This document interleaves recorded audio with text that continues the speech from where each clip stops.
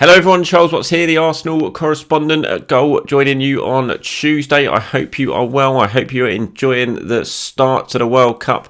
It's great that the football has actually started now, isn't it? 4 games a day to look forward to for the next couple of weeks or so before the knockout stages, which certainly sort of takes a little bit away from the boredom of not having Arsenal to discuss or to focus our attentions on too much at this time of year because of the World Cup. But an Arsenal star did light up the second day of the tournament yesterday. Of course, I'm talking about Bukayo Saka. I spent the beginning of yesterday's video, talking about Saka and what a big day it was for him, making his World Cup debut for England. And Saka does what he does best. He marks the occasion in style. 2 goals in a 6-2 win for England. What a start to the tournament for Gareth Southgate's side, and what a start to the tournament from Bukayo Saka. It's difficult to really put into words how good he is and what he's achieving for a player of such a young age, the way he is achieving it with his character, his personality. There's a lot of rubbish in football nowadays. We're seeing it at this World Cup. We're seeing it in the build-up around the World Cup. You know, football can be a pretty murky place, but in Bukayo Saka, there is just this little diamond in the middle of it, doing the right things, playing the right way, doing wonderful things away from football off the pitch, like he's done with teaming up with Big Shoe to fund 120 surgeries over in Nigeria for children, which was done last month, which I wrote about earlier this week. And on the pitch, he just continues to impress every chance he gets. And, you know, this was a big moment for Bukayo Saka. It was his first tournament appearance since what happened against Italy in the final Euro 2020. And, you know, a lot of water has gone under the bridge since then. A lot of time has gone since then. But that would have been in his mind yesterday when he started that game. It would have been, as much as he would have tried not to let it get into his mind, it would have been there because it was such a monumental moment in his life. The absolute rubbish he had to deal with afterwards, the cowards on social media, what they were doing to him, you know, they could have broken him. He was such a young player having to go through all that and deal with all that.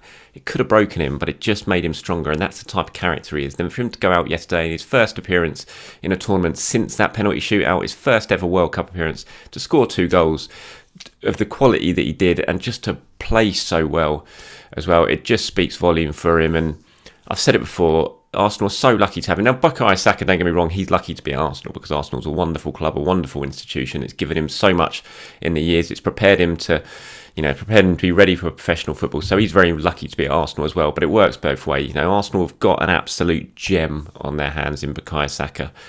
And if anything told us, if yesterday showed us anything, it's that they need to get him tied down to this new contract. It's such a massive deal for the club. It's such a massive one that they need to get over the line. And I'm not talking about financially. We all know he's going to get paid an awful lot of money because let's face it, he's brilliant. He deserves to get paid money. He could go elsewhere. He could walk into any other club in Europe and get paid massive money. That's going to happen at Arsenal. I'm not talking about money. I'm just talking about for the future, for the project, process, whatever you want to call it. You know, he is absolutely slap bang in the centre of it. He is the poster boy to build everything around at Arsenal for the next few years. The Hale End Academy graduate, come from double player of the season, obviously.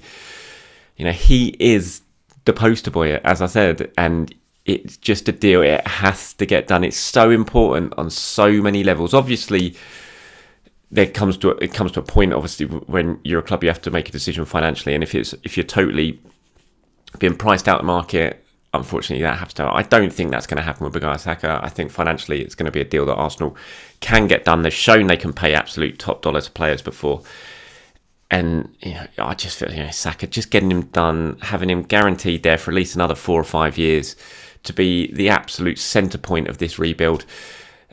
What it would give to the fans, to the club. Everything. It's just such an important deal on so many levels. And, you know, I know for a fact, just looking at social media yesterday, the sense of pride almost in watching him. You see it the way Arsenal fans talk about Saka. They talk about him differently to any other player in that team, I feel. It absolutely is that case of he's one of our own. And there's just an immense pride of Arsenal fans when they look at Bukayo Saka and what he's doing, the way he plays, the way he conducts himself, everything about him. And you just see it when he scores a goal yesterday. The reaction on social media from all the Arsenal fans that I follow, and I feel it myself. It's just a real sense of he is, that whole sort of star boy thing. It just makes sense. It fits when it comes to Bukayo Saka, and that's why he has to be at the heartbeat of this club for many, many years. So Edu's got a big job on his hands when it comes to sorting out his future, because it is just so important. And this World Cup is probably going to put even more money on the table in terms of what Arsenal are going to have to pay him. And that's why, any agent in the world would be mad if they'd have committed to a new long-term contract before the World Cup. And I'm talking about Martinelli, Saliba's and Saka's here. It just wouldn't have made sense, because why would you commit before he goes there and does it on the world stage and performs well? You're just going to be in a much stronger bargaining tool. I'm sure Arsenal would have expected that. And this may well put more money on his contract. But having said all that, just get it done. Everything has to go into getting this deal done. It's so important, because we want to be celebrating Bukayo Saka for years to come when it comes to Arsenal.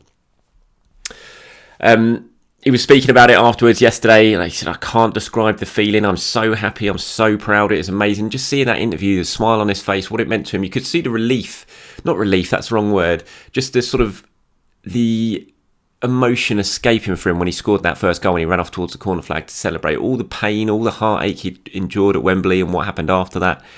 It just looked like the weight sort of lifted off his shoulders as he ran off to celebrate that goal yesterday. And when you saw that interview afterwards and he spoke like that, it came from the heart. It really did. It wasn't just a football talk and a generic football language to an interviewer after a game. It was a real emotive, I thought, interview from Bukayo Saka, and you could tell what a big day it was.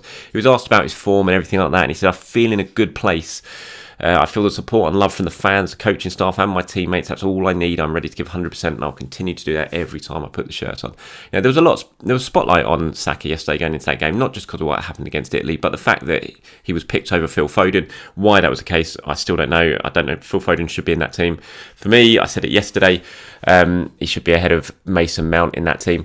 But having said all that, he wasn't, and it was a case of Saka over Mount. And so there was pressure on Saka going into that game. He would have known that. He wasn't stupid. And so for him to perform the way he did and do that under the pressure, it just even adds more plaudits to his performance. But let me know what you guys thought of Bukayo Saka and his future, his contract, how Arsenal need to get it done, how you felt watching that performance yesterday, wherever you're watching it around the world. And I'm well aware that a lot of you would have been watching that, not as an England fan. Wherever you're watching it around the world, you wouldn't have had any allegiance to England, but I'm pretty sure you'd have had that same sense of pride watching Bukayo Saka, what he did on his World Cup debut. Another player who played very well, I thought, in his World Cup debut yesterday was Matt Turner.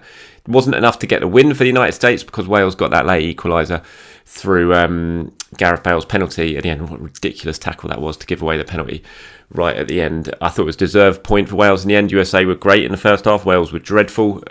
Wales were much better in the second half, and they started putting some real pressure on USA. And I thought Matt Turner did very, very well in that game. He had a couple of really sharp saves. He was unlucky with the penalty. He guessed the right way. He got his hand to it, but it was just too well struck by Gareth Bale and went in. But I thought it was a good performance from Matt Turner, given he's not played too much football this season.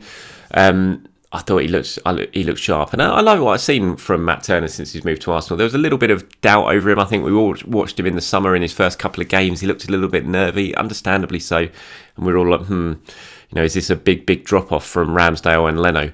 But I think what we've seen from him in the Europa League so far has been pretty impressive, and he's done pretty well, and I thought he carried that on into yesterday's performance for the US. So decent start for him. They'll be a little bit disappointed, I'm sure, US, and I know a lot of you watch these videos from over in the US, so I'm sure you'll be a little bit disappointed with letting that lead slip, but certainly sets up Friday night's game, England versus USA. It's should be quite an encounter, that one. Of course, Matt Turner going up against Bukayo Saka in that one, and Ben White and Aaron Ramsdale.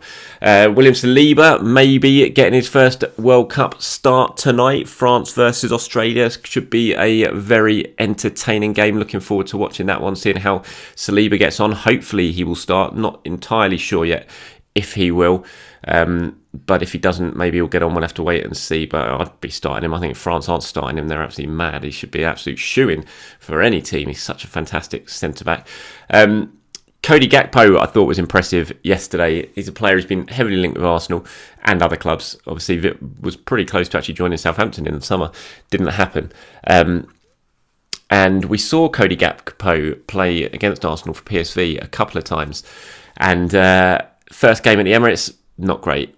PSV were awful, but Gakpo couldn't get into the game. I thought in the second game, when Arsenal were bad and PSV were excellent, I thought Gakpo looked really impressive. I thought his finishing looked really, really good. He looked calm in possession, and I thought he showed that yesterday as well. It was a really good run from deep, a lovely glancing header, and I'm interested to see what happens with Cody Gakpo. You know, Arsenal are looking for a player who can play out wide, who can get into the box, who can score goals, where Gakpo's absolutely proven he can do that with PSV. Whether they'll let him go mid-season, I don't know. I imagine you're probably looking at the end of the season for him. They're still in the Europa League, of course. They're still going for the league title with Ajax, so you'd imagine they'll hold on for him until the end of the season. But someone's going to get Gakpo in the summer, and it's going to be really intriguing to see how he goes on, because what I've seen from him and what I saw from him yesterday and what I saw from him in the PSV game, he looks like a talent. He's got something about him. He's just that ability to come in from out wide, get into the box, and finish. His finishing is very calm, and I thought he showed that yesterday. And lots to like about the first full day of the World Cup. Obviously, lots of controversy going on off the pitch, as we know, but lots to like about the actual football when it did get underway yesterday, and plenty to hopefully enjoy today as well. Let me know what you guys thought of the opening full day of the tournament. Who impressed you, who didn't? Let me know anything I've talked about in this video, particularly Bukayo Saka. What should Arsenal do? How imperative is it that they get him to sign up to a new deal pretty sharpish once he returns from this World Cup? All right, thanks for watching, everyone. Have a very good day. I'll speak to you soon.